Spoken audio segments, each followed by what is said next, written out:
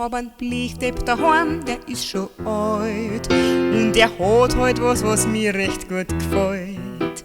Wenn er einen Telefonanruf beantwortet, bin ich im Bild und ich weiß sofort, ob's ein Preis oder ein Bayer war. Denn mein Blickdepp, dem ist es gleich klar.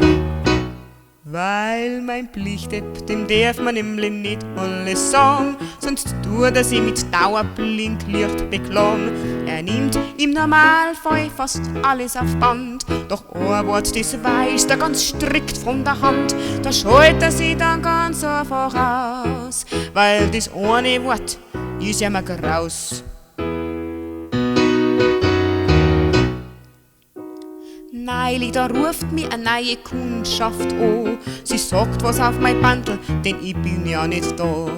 Erst klingt sie sympathisch und er hört gern zu. Doch wie es dann zu Ende geht, da hat er schon genug. Ich weiß, dass das jetzt wieder kein Bayer war, denn mein Blickdepp, dem ist es gleich klar.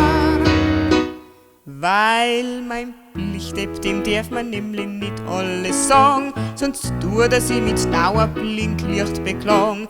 Er nimmt im Normalfall fast alles auf Band, doch ein Wort, das weist er ganz strikt von der Hand. Da schaltet er sich dann ganz einfach aus, weil das eine Wort ist ja mal graus. Jetzt hab ich schon so lang über das Wort nachdenkt und mir dabei fast mein Hirn verrenkt. Es tut nicht bloß im bayerischen Ohrwaschel weh, es reimt sich nicht einmal was drauf, du das versteh. Ich kenn's bald nimmer auseinander, sogar Bayern sagen das Wort, es ist a Schand, jawohl. Und so komm ich ins Senieren.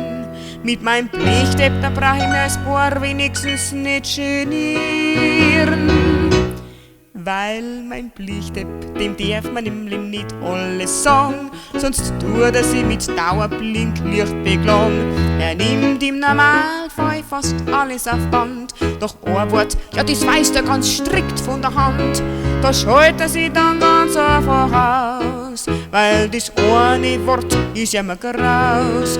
Ja, da schaltet er sich dann ganz einfach aus, weil das eine Wort, tschüss, ist ja mal graus. Und mir